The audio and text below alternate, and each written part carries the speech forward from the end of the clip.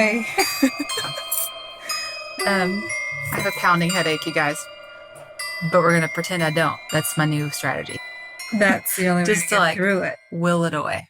It's the only way to get through it. I'm gonna move this because why are the cords all over the place? They're everywhere. Just all up in it. We did great. That was really good. That was good enough. That was really good. That was good enough. It's Friday. Oh Thank my gosh. God. Maybe I should take my hair down. Maybe that would help my headache situation. Oh, yeah. It's feeling a little tight up there. Well, I don't know.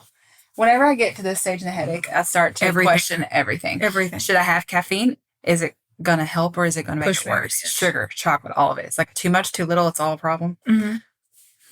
Just need to fluff it up. Accept that I have a headache. Anyway. You should go put that ice mask on and just do the I thought about it and I was like, I can't put it on until the podcast is over. So Kara was really nice and got me this like compression thing.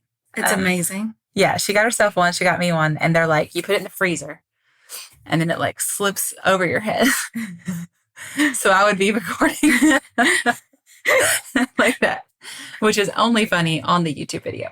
Right. But man, it's amazing. It's so good. So I'm going to It's so chilly at first and you're like, I don't know if I can do it. But then you're like, oh, I can do this. Mm-hmm. Yeah. Well, those are the things I like that I used to have.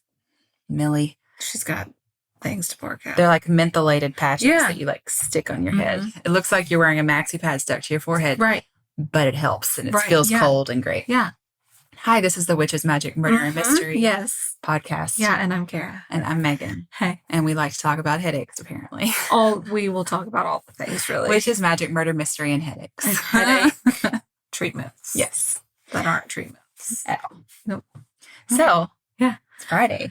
It is. I don't know why I've been doing gruesome ones lately, and this one's really bad. And I just like, once I got to a certain point, I was like, oh, I'm in too deep to quit. But I have to do this. But okay. We always get people who are like, you didn't give us a trigger warning. So I'm just telling you now, I haven't heard the story yet, but just go ahead and consider really honestly, you should probably consider just a blanket trigger warning. Right. Anything. And then if there's not anything gross, what a pleasant surprise. Right. Exactly. Happy day. Yay. I forgot that wasn't in there anymore. Okay. I'm doing it on Dennis Andrew Nilsen. Yeah, let me move this closer. Okay. Yeah. Okay. He was referred to as the British Jeffrey Dahmer. Oh. Mm-hmm. But you didn't know this was going to be gruesome. Yeah, I did. That's your first sentence. Yeah, you know how like you copy things from things and you edit them and like make them your own. Well, that was like one of the last things I pulled from, and then I put it up at the top. Yeah, so I didn't know that, and while I started, yeah. Mm-hmm. He was born on November 23rd, 1945. He's the son of a Norwegian soldier. His mom's name was Betty White. Oh, Whyte. They were a very strict household, of course, because what murderer doesn't start in a household like that? Did he have an overbearing mother? Yeah. He grew up in a small fishing village in Scotland. His dad didn't really give a shit about the family. Give a what? He spent a lot of his time just, going and doing other things and drinking and just life. It just got to be too much. He had a 6-year-old at home and he was like, that's a lot to handle. So Dennis started spending lots and lots of time with his grandfather, and he was like obsessed with grandfather Andrew. Aww. Yeah. But his grandfather was like super strict, but he was like a super proud, like old guy. So Dennis was like, this is like my role model. Yeah. This is amazing. And he, like, his grandpa would sit there and like tell him old stories about his life. And he was like, this is like what I want in a family, not my crazy parents. Yeah. So they unfortunately found the grandpa dead in his fishing boat one day. Oh no. And he was 62 years old and Dennis was 6. And they told him that his grandpa was just sleeping. Don't do that. No. Like, don't. And Dennis is like, the most vivid memory from childhood I have of him is him lying in his coffin, like me having to see that, thinking he's sleeping. That's so traumatic because you'd be like, oh, he's sleeping, but wake up, Papa. Yeah. Like, how awful. Yeah. Plus, I'm sorry, I don't care how great the Undertaker is. Yeah. You still look like a dead body. Right, like, exactly. Yeah. Okay. So it was months before Dennis realized that Grandpa was gone. Oh my gosh. And he's just waiting for him to come back. This is terrible. Yeah. So people were like, well, that probably triggered some psychological issues in Dennis. And just feeling abandoned. Like, well, if he's just asleep, why wouldn't he wake up and hang out with me again? Yes, exactly. He kept pigeons. He started like keeping pigeons because he just couldn't get attached to people anymore. So that's real sad. That's real sad. It's not funny at all, but the way he said that's real sad. So that's sad. So that's real sad. So he just decided that he was going to, in 1961, enlist in the British Army. He became a cook. And then he left the Army in 1972. He served briefly as a police officer from the mid-1970s. And then he worked as a civil servant in a job center. And I tried to search, like, what are you doing in a job center? Like, what? As a civil, I mean... Yeah. Is it like, were they state jobs or what? Right, yeah. That kind of thing? I don't understand. So... Dennis had lots of random sexual encounters. Men, women, prostitutes is what it says in the article. Yeah, sex workers. That's what the article said. It's the 60s, 70s. So he just didn't have the best love life. Well, he couldn't connect with people, probably. Right. So I put, he was involved in a series of crappy relationships with men that did not share his infatuation. Oh.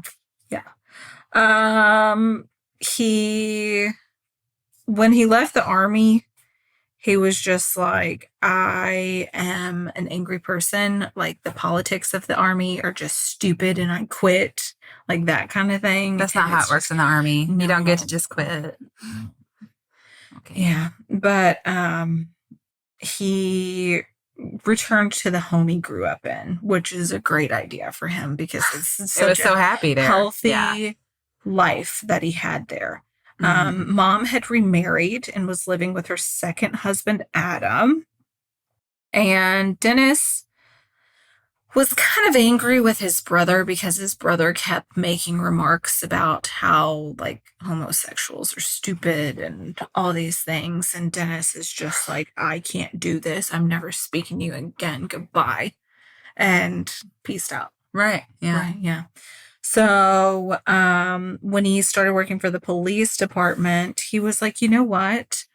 I'm hoping that I can feel the way that I felt when I was in the Army. Like, I liked that structure. I liked that life. I liked being able to, like... I thought he wanted to quit the Army. Routine. Well, he didn't like politics. But he liked the life he had, the structure that he had in the Army. Lots of routine. Well, that makes sense, too, because he probably didn't have much structure when he grew up as a kid. Right. But then he was like, police life sucks. Like, this is nothing like the Army. And I just don't like it. So he became a police officer to try to be in the Army? Is that what you're saying? Well, to be like, feel like he's being structured like the Army, but police life turned out to be a little slower than he expected, and it just didn't fit. During this time, he started becoming a regular at gay bars in the area. So he, everybody knew him. He shined a torch one time, he shone a torch one time into a parked car, and he caught a gay couple in the act of love. And was it love, Kara? Yeah. Do we know? I don't know. Maybe it wasn't. Maybe it wasn't, but maybe it was. Maybe it was very special. Maybe they loved each other a lot. It was true. Like, let's take it from the bar to the car. From the bar to the car. Yeah, that is. I can't sing any of those lyrics. Situation completely. We all know them. We just think this is from the bar to the car. God. I can't stop picturing Betty White on that movie. Yeah, I know. I love it when she's like chanting around. And then Sandra Bullock does it. And yeah. What's it called? The Intern? Or maybe. The Internship? Something. Oh my God. That Sandra Bullock, Ryan Reynolds movie. Reynolds, yeah. With Betty White. Yeah. If you haven't seen it. Oh, it's so fun. Just to hear Betty White sing that song alone. Yeah. Oh, I love her. Now I want to watch that movie. Yes. Okay. He decided. What's that say? The Golden Lion? The Golden Lion, yeah. Oh, it's the name of one of the gay bars. Yeah. That was, and the Golden Lion was my high school mascot. And we've talked about Burger House. Torches. The Mighty Torches? Don't ask. Kara went to a Christian school. We were a light for the world. The Mighty Torches. I mean, it could be worse, for sure. I somehow still got scouted by colleges. You could be a volunteer. So. Sorry, Tennessee. Sorry. The Golden Lion. We talked about Burger House. Yes. They have a sandwich called the Golden Lion. That's all. That's what I'm getting at. That's amazing. And also, it's the name of a gay bar that it is. Dennis knew of. He frequented. Mm-hmm. He decided that he wasn't going to arrest this couple. Also, why are you trying to arrest them? But it was apparently the law at the time. If you're doing it in the car. Well, probably because it's like public indecent exposure. But he had to shine his torch into the car to see. So if you're not shining torches in there, you don't know. You could probably see the car rocking, Kara. Okay, well, this is true. If it's not let's rocking, discuss. Don't come knocking. So soon after that, he resigned from the police force. He just was there for a year. So then he moved north of London. He lived pretty poorly.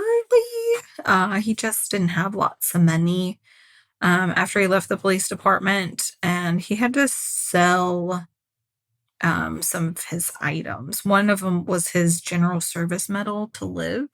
Like he just had to make ends meet. Yeah. So then he got unemployment, and while he was filing for unemployment, he's offered a job working for the English Civil Service. So he stayed there until he was arrested in 1983. And is that when he worked for the job place? Yeah. Okay.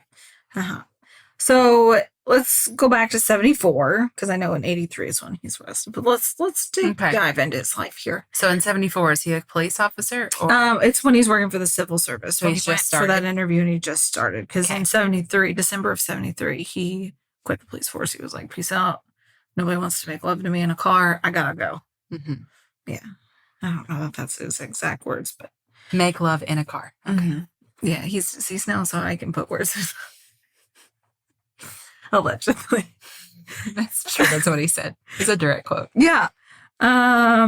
He met a man called David Gallican, who decided to come home with him one night. Oh. Yeah. They just hit it off, really. Literally hit it off that night. Did they bang? Yeah. I was trying to think of another word for hit that would be sexual, and that's all I come up with. They banged it out. That doesn't sound banged one out. No. Knocked boots. Civil service boots. Rockin' knockin' the boots. That is the second time that I have been able to sing that song on this podcast. Thank you. Love it so much. You're welcome.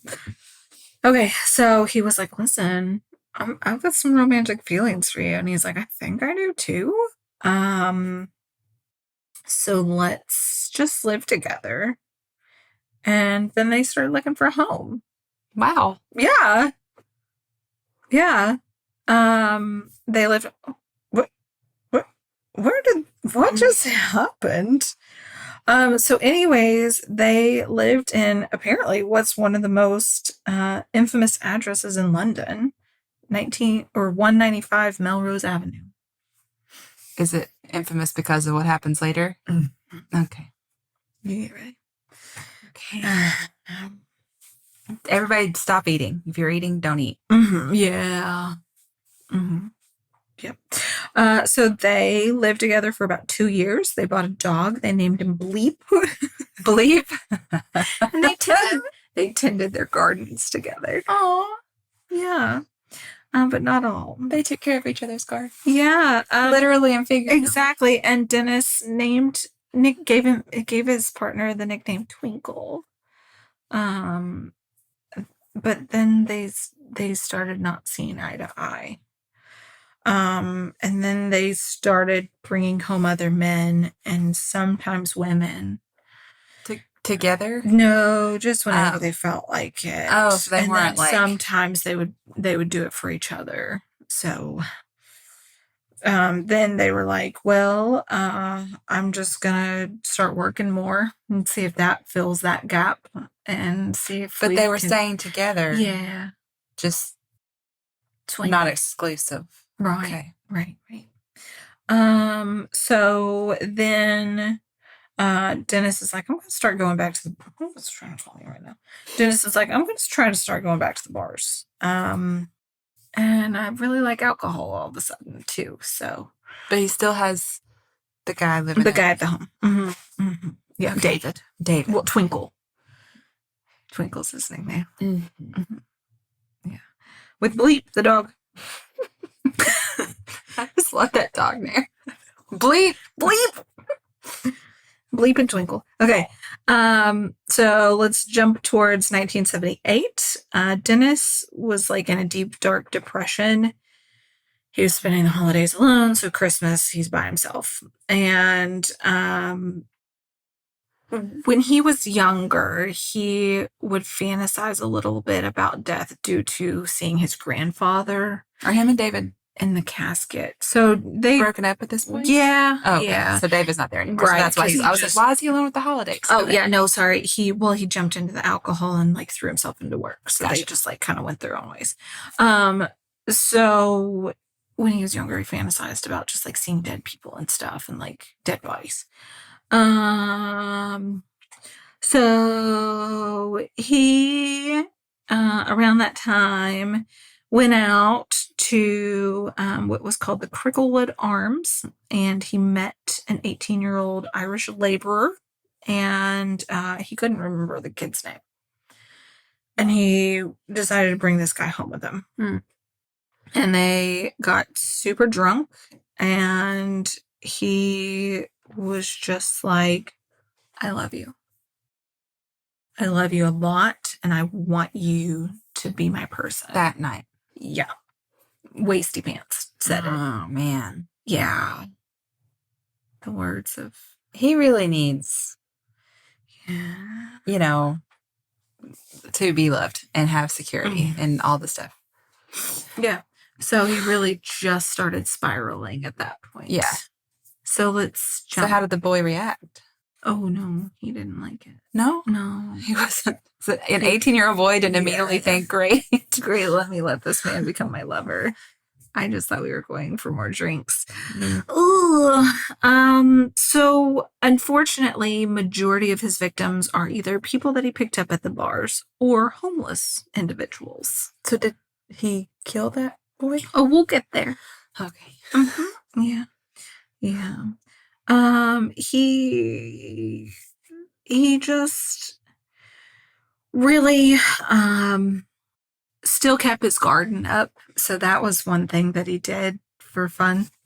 He had a lot of fertilizer that he had for his garden. A lot of organic material. Uh-huh. Mm-hmm. Yeah, for sure. So let's hop to 1981.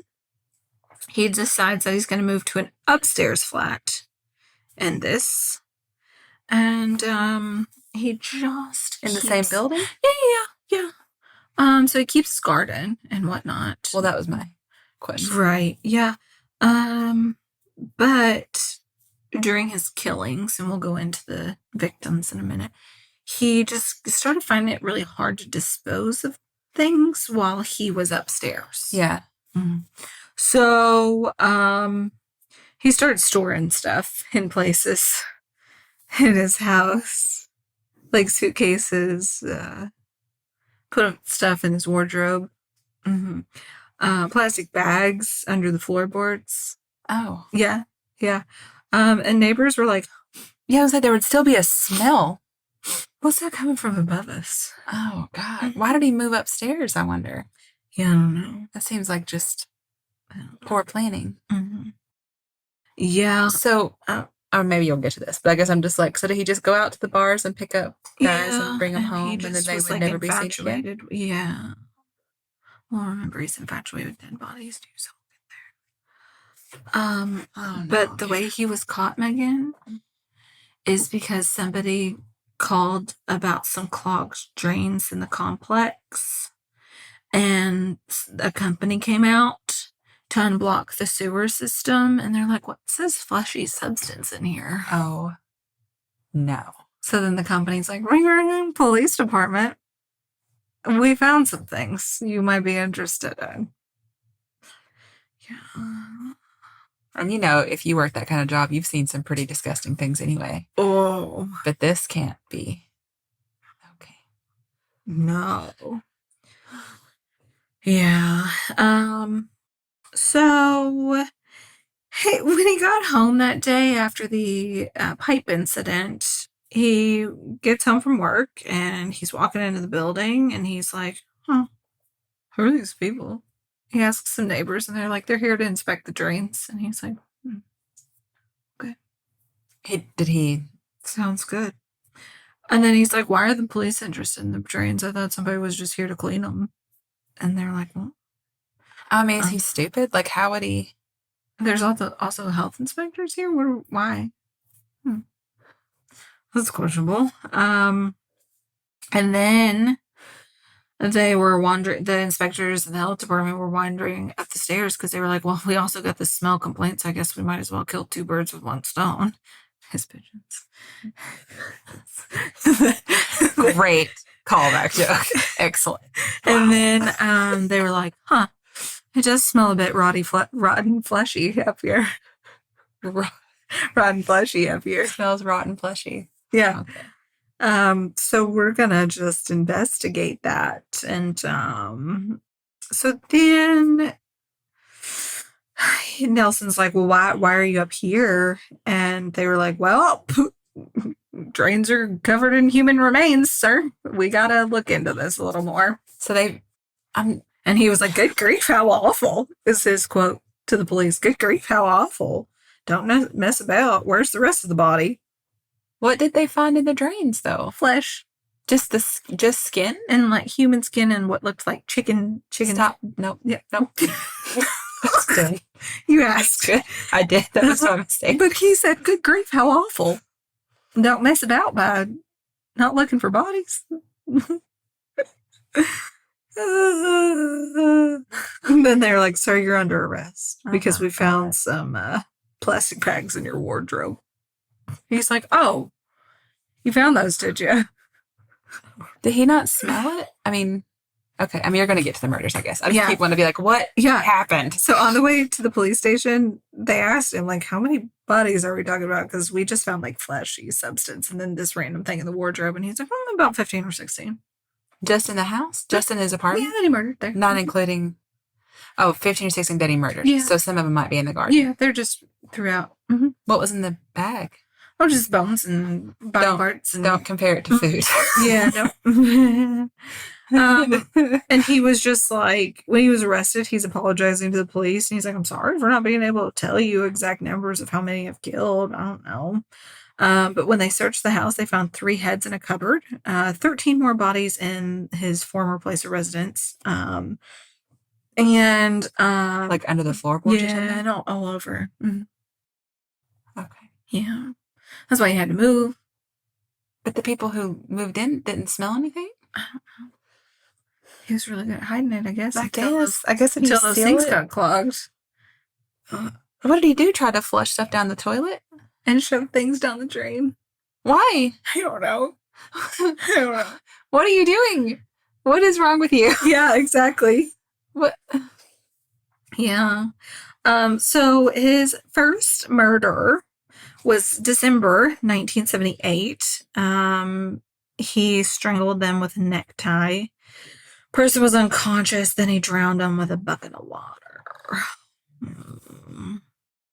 And he was only 14 at the time. So this was before the 18-year-old guy he brought home. Yeah, it was. And then between this one and the second one, he attempted to murder a student from Hong Kong that he met. And the student decided not to prosecute. When the student was like, I've been abducted, I've been, raped. And then he gets arrested, but then they let him go because the student's like, forget about it. Did he pick him up at a gay bar? Yeah. So I wonder if it was something to do with the student didn't want to be publicly outed. Yeah. I mean, they were much more accepting of homosexuality, but there are still issues. Remember, we've done stories before about how it was better there than here, but not still not great. No. Second victim, December. He loves December. 1979, Canadian student. He strangled them during their sexual interactions. And this is one of the few people who was reported as a missing person.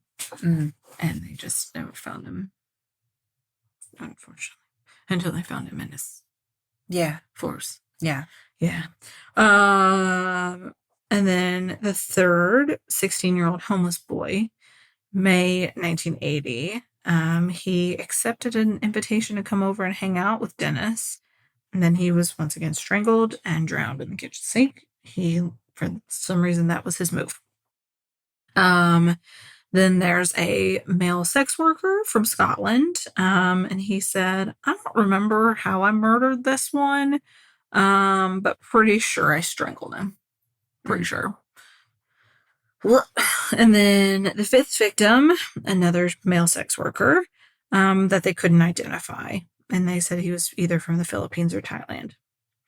And then the sixth one, and Dennis really didn't remember much about this one or the next one. All he said he could remember that he just was young and Irish and he met him at a bar.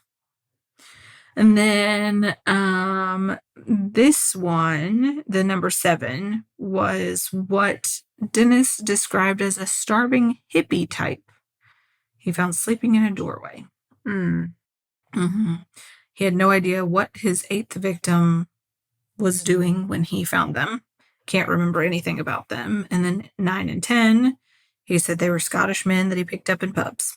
11, he said he picked up at a circus, and he had a tattoo around his neck that said "cut here."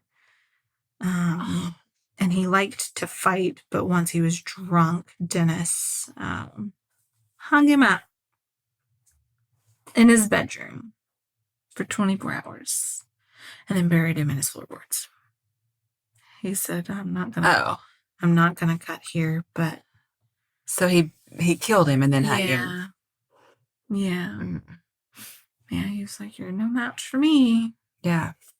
And then between the 6th and 11th murders, like between that time frame, there was a potential victim that woke up while he was being strangled and was able to fight Dennis. And then they called the police, but then the police didn't do anything. They considered it to be a domestic disagreement between two homosexual lovers, is what they said. Yeah. The 12th was a man named Malcolm. He was murdered September 18th, 1981. Dennis found him in a doorway not far from his home, took him in, called an ambulance for him. When he sent him home the next day, he came back to Dennis's house to thank him, and then Dennis murdered him. So Dennis got him help And then when he showed back up, Dennis was like, "Your mistake." Weird. That's really weird. Mm-hmm. Yep. He also met a student in a bar and invited him back to his home. The student woke up and had like these crazy bruises around his neck. And he was like, "I'm going to go to the doctor." And the doctor's like, "You've been strangled. Go to the police." And he's like, "I can't prosecute this, so I'm not gonna." He didn't want anybody to know that he was gay. And so he was just like... Isn't it awful that we've, as a society, put homosexual people in the situation where Millie, she got things to say. Someone must be thinking of looking near our house. Try again. Yeah. We have put... So it's, as a society, we have put homosexual people in the position where someone has tried to murder them. Right. But they are more afraid of somebody finding out their sexual orientation, that they're... God, it's ridiculous. Yeah. Yeah. The little beagle hell. I'll tell you what. She's so sweet little cute. Millie. She's so cute. Okay, murder 13. John Howlett was the first to be murdered in that new home. The upstairs. Yeah. John, though, was able to fight back at first. And then Dennis was like, "I can't stand you. You're gonna die. Like, you have to die. Like, you're getting on my nerves at this point." They struggle for a bit. Then John tried to strangle Dennis, but then Dennis drowned John. Oh. And he held his head underwater for 5 minutes. I mean, Dennis must have been very strong. This is one of the bodies that ended up in the pipes. Partly because he tried to flush some of the parts. Mm-hmm. I just don't even understand why you would think that would be possible. Yeah. Like, why would you flush anything? Right. Related to this. Yeah, exactly. There's another homeless gentleman, Graham Allen. They met at an avenue, and Dennis obviously murdered him. But he left his body in the bathtub because he was like, "I don't know what to do with this. I've got a lot of bodies going around here. I can't remember where I put some of them. Like, this is getting messy." So he sat there in the bathtub for 3 days, and he's like, "You know what? I'm gonna just take them apart and see what I can flush, what I can shut down the drains, see what I can do with them." I feel like Dennis doesn't understand basic plumbing. Right, exactly. How big were those pipes? Not big enough. Then Dennis's 15th victim, he was like, "There's 15, 16 maybe. I don't remember. Was a drug addict, Stephen Sinclair. They met in Oxford Street, and Dennis gave Stephen a hamburger. And then he was like, "Let's go back to my place." And so they drank a bunch of alcohol, and then they were like, "Let's do some heroin. This sounds amazing. What goes better with a cheeseburger? Heroin." Good Lord. So he was like, "Yep, this is great." Dennis, when he was like sober enough, strangled Stephen. And once again, took apart his body because he's like, "I have too many body parts." Yeah, like, he's running out of room. I gotta like make things smaller. Lots of these places just didn't have nearly enough storage back then. Yeah. And this is the death that alerted the plumbing inspectors to come take a look. Yeah. Because he just was... If he just had more closet space. Right. He had too much to fit down those drains. So he's been arrested, obviously. They brought him to trial at the Old Bailey on October 24th, 1983. He said he pleaded diminished responsibility as a defense because he was just like, I don't know, I'm just struggling with life here, and that's just going to be... He's saying his life's too hard, so he's not responsible? Yeah. What? Yeah. So he was sentenced to life imprisonment on November 4th, 1983. In 1993, he was given permission to give a televised interview from prison. Oh, my God. Yeah. Then they were like, "You get 25 years, bud." And he was never going to be released. So in 2006, he was like, I want parole. Like, this is annoying, guys. I'm not going to do anything. Turns out prison's not Sucks. great. Yeah, it's not what I thought it was going to be. Can't kill anybody in here. But they obviously denied it. They said that he was a thorn in prison authorities' sides.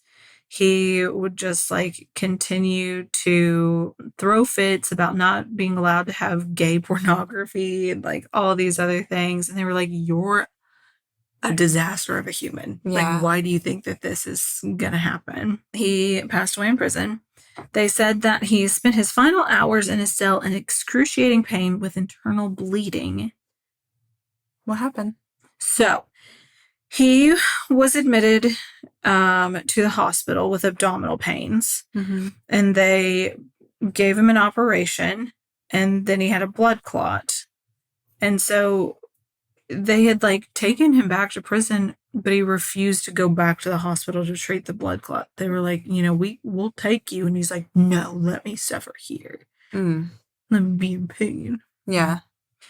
And then they say his cause of death was a pulmonary embolism, a retroperitoneal hemorrhage. Wow. Yeah. That would have been.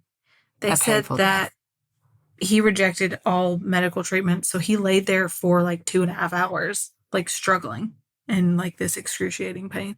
I wonder why he rejected. I don't know. Maybe because he knew he wasn't going to get out of prison. Yeah. So. Yeah.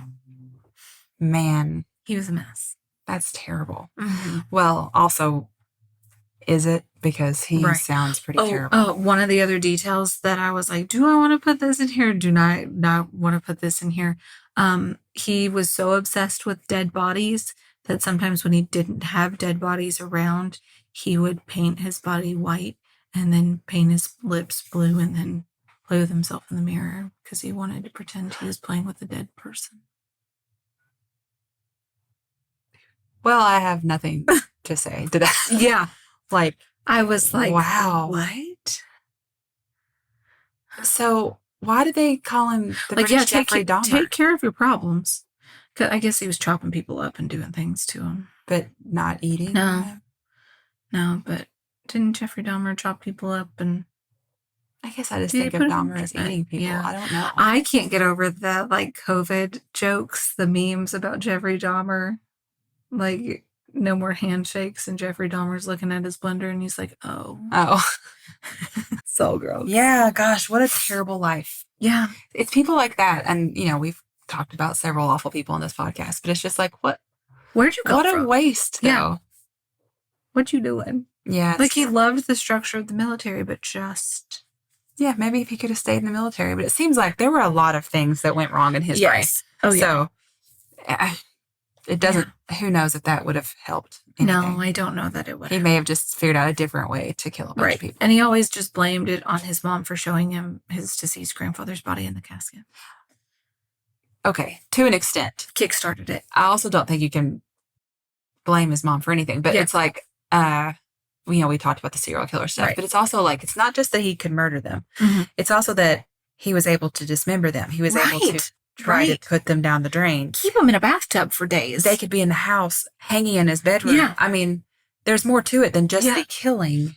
There's way more things that should have clicked in his brain as like, I can't handle this as a human being. I can't handle it. No, he's like, this is great. Let me see if I can do 15 There or was 16 definitely something missing in his head. So, I hate it. Yeah, sorry. It's okay. All right, well... Thanks. We still love you all. I hope you all paid attention to the trigger warning at the beginning. Yes. Yeah. Let's see. Do we have anything else? I have the hiccups now. What the heck? I just keep putting on peppermint oil in my head. At some point, it's going to help. Right. It'll heal you. It is helping. It's just not completely stopping. Wounds. All right, guys. We'll be back Tuesday with another episode. Yeah. And we love you so much. Goodbye.